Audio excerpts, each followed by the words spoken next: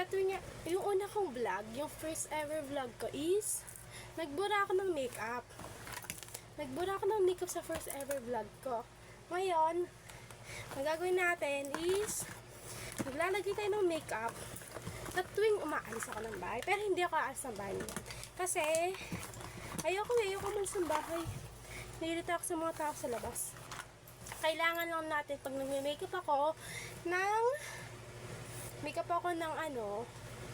pang-alis. Pag aalis ako, alam nila mama na umaalis ako ng bahay. Tapos, naglalagay ako ng makeup.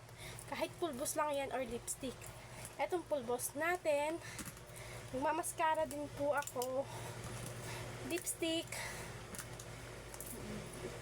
Blush on. Ayan. Sasalamin din po ako, syempre. Salamin. So, ngayon, makeup na tayo. So, tatanggalin muna natin ay ano ba una tatanggalin? Ito muna salamin. Nilagay ko pa, diba? So, ayun na nga. Tanggalin din natin to. Ayan. Ipa-fast forward ko na lang po siya. Ayan. So, may kwento ako ikukwento sa inyo. Ito yung kwento ko nung grade 5 year pa lang ako. Grade 5 pa lang ako. Magkakwento ko habang nagbablog. Sorry, parang nagmamadali ako. Ayan. Nung grade 5 kasi ako, first time ko mag-guidance. At alam yun ni mama. Alam po niya yun. Tapos nung nag-guidance ako, syempre kailangan tawagin mama. Nung papunta pa lang kami sa bahay, umiiyak ako. Kasi sabi ko, wala naman akong kasalanan. Ito kasi yung kwento. Nakasaksak ako ng lapis sa kamay. Hindi ako may kasalanan nun. Kasi nga, ganda yung nangyari. Bago ako mag-guidance. Ganda yung nangyari kasi may sumambunot sa kaklase kong nasaksak ko ng lapis. Sinabunutan siya kasi sumingit siya ng pila. Tumakbo siya papunta sa unahan. Di yung isa kong kaklase, yung isa kong kaklaseng babae, sinabunutan niya, ginanon niya. Tapos pagka ganon niya, ako yung sinisi ako. Tapos nung sinisi niya ako, syempre ako yung sinisi. Ako yung napagbintangan. Yung bag ko, pinagsisak-sak-sak niya ng lapis sa ballpen. Nung pinagsisak-sak-sak niya ng lapis sa ballpen, syempre ako, gaganti ako ng pasaksak sa bag niya. Nung gaganti sa lang sa pasaksak sa bag niya, bigla niyang hinarang yung kamay niya pag gano'n. Di syempre pagka gano'n ng kamay niya, nasaksak ko. Nung nasaksak ko yun, ayun, nung ending, ako po yung kamali. Tapos yung kwento niya sa guidance, di ba, nung papunta na ako ng bahay, sabi ko, hindi ko naman kasalanan, kasi umiiyak ako kasi nga, ako yung napagbintangan. Sa ending yan, yung eyeliner ko. Tapos yung ending, ako yung may mali, kasi yung kwento niya sa guidance, hindi ko po sinasadya, kukunin ko lang po yung gamit ko, tapos bigla niyo po ako sinaksak. Sabi ko, mali yung kwento mo, ate girl. Mali kwento mo, tapos ang ending, ako pa yung mali. Ako pa yung may kasalanan. Tapos ayun, si mama kasi ayaw niya ako kinakapian. Kilala niya daw kasi ako. Hindi niya kinakapian kahit alam niyang tama ako. Ayun. Hindi pa kasi simula sa kagad yung kwento ko. Ayun, yung nag-guidance ako ng grade 5 ako. Antindi, diba? Ako yung mali, pero ako din yung mali daw. Tapos ang ending yan, ako yung may mali. Sabi ng kaklase ko. Pero hindi sinabi yung kaklase kong sumambunot. Kasi sabi niya, ayoko. Pa naman yung pinakamaarte namin kaklase. Pinakamaarte namin kaklase yun, as in, yun na nambunot sa kanya. Di siya dapat yung may kasalanan, hindi ako. Hindi ko naman sinasadya masaksak siya ng lapis. Kasi iniiba niya pa yung kwento. Ayun ang ending, wait lang, ayusin na natin. Ang dami ko sinabi, ang ending, wala pa akong makeup. Hindi pa. So yun na yun nangyari. Ayusin na natin.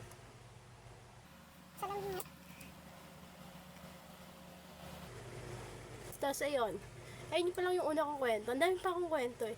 As in. Wait lang. Sorry, tahimik ako pag nag-makeup eh.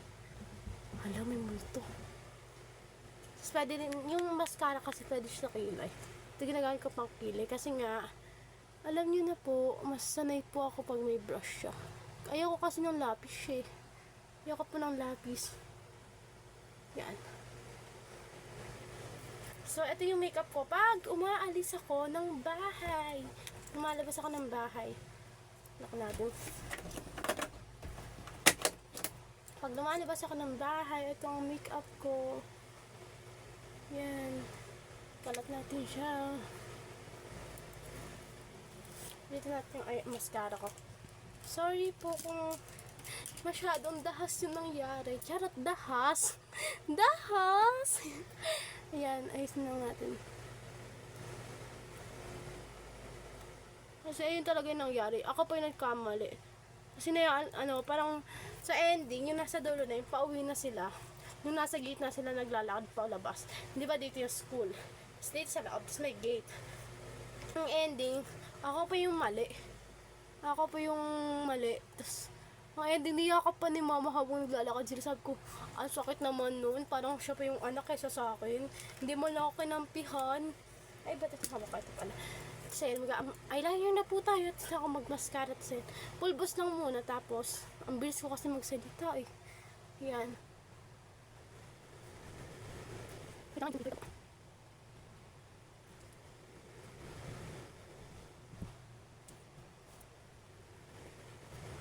Ibig sabihin ng dito.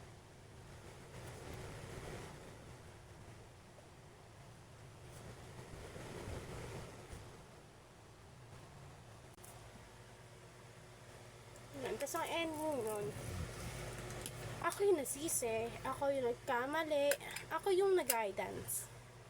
Nawala yung brush. Saan yung brush niya ito?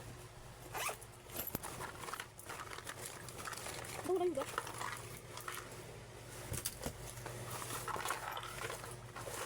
Wala yung brush niya.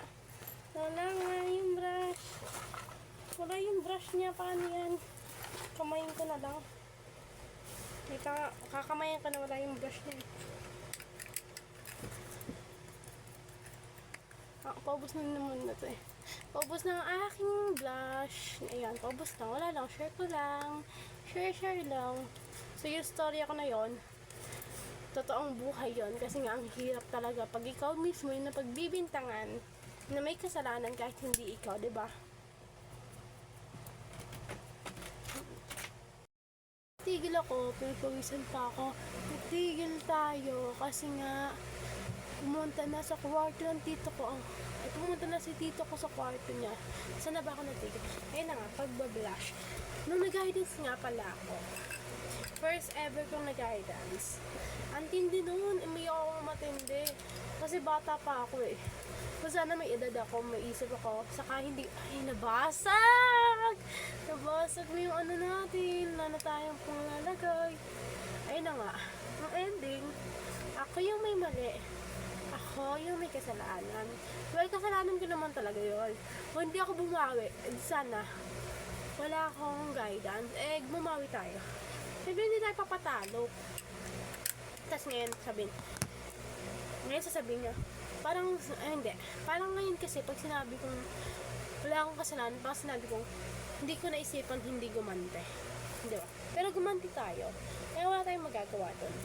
Kaya yung kwento ko, ang moral story natin is, huwag kang gaganti kahit may ginawang kasalanan sa'yo. Kasi once na gumanti ka, yung guilt sa sarili mo, hindi mo matatanggal kasi nga may kasalanan ka din. Kasi kung hindi ka gumante, walang mangyayaring guidance. Wala tayong record. Ayun yung first ever guidance ko. Tapos nun, hindi na ako na-guidance. Never in my life na ako na-guidance. Kasi nga, hindi naman ako masamang estudyante. Hindi ako masamang estudyante. Tamad akong anak, pero hindi ako masamang estudyante. Kaya nga, nagtataka ako kung bakit ang kapal.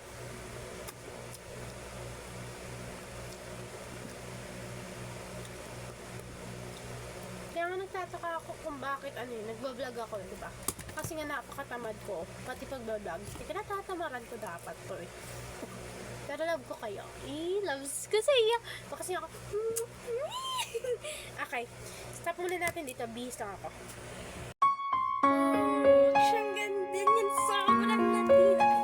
So, ayun na. Ito yung naayos ako. Gantong suot. Ganyang look. Oh yeah. Oh yeah.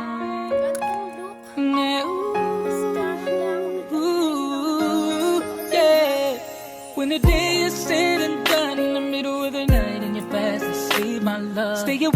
looking at your beauty, telling myself I'm the luckiest man alive. Cause so many times I was certain you was gonna walk out of my life. Why you take such a hold of me, girl, when I'm still trying to get my act right? What is the reason when you really couldn't fit